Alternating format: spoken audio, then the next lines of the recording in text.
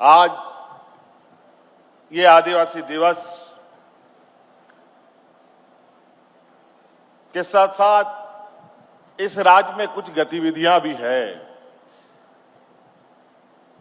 बहुत सारे लोगों को आज हमारे इस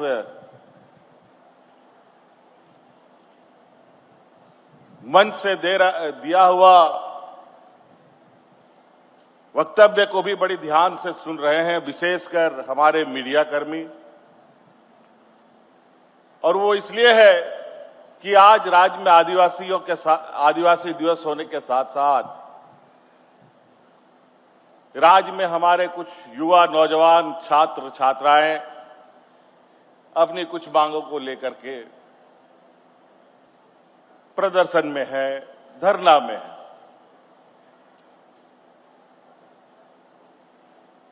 और उनके साथ बिल्कुल खुले तौर पर सरकार उनकी बातों को सुन भी रही है।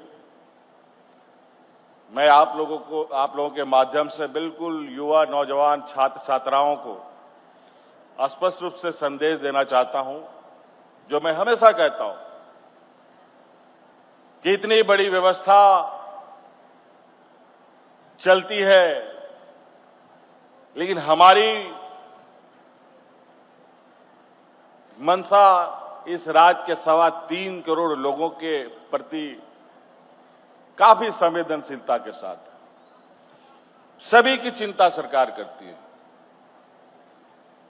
और आज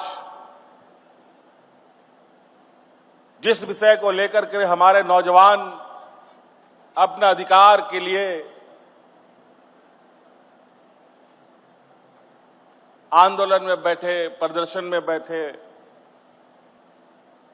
वो नौजवान हमारे सरकार के गतिविधियों से के वजह से ही वो आगे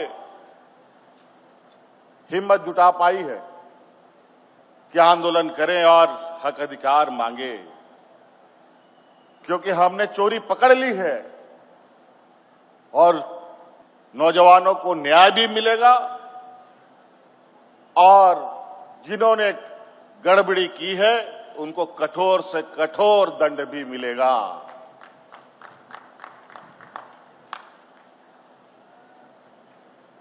आप विश्वास रखिए, हम इसी मिट्टी में जन्मे और इसी मिट्टी में दफन भी होंगे। और इस विषय को कोई राजनीतिक चश्मे से देखने की आवश्यकता नहीं और राजनीतिक छत्र छाया लेने की भी जरूरत नहीं है।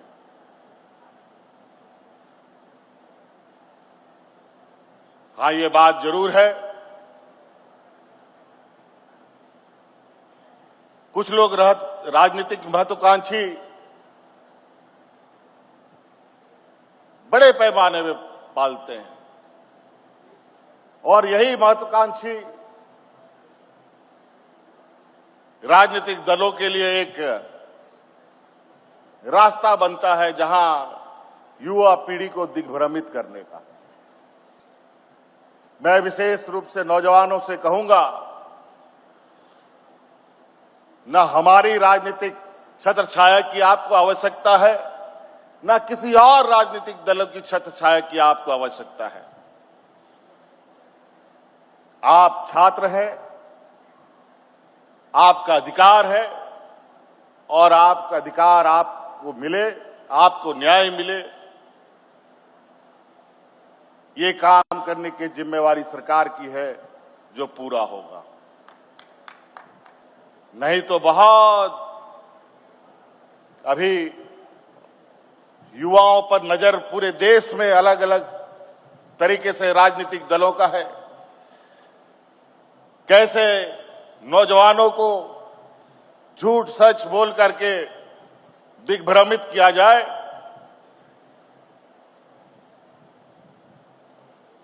इस पर बड़े पैमाने पर काम चल रहा है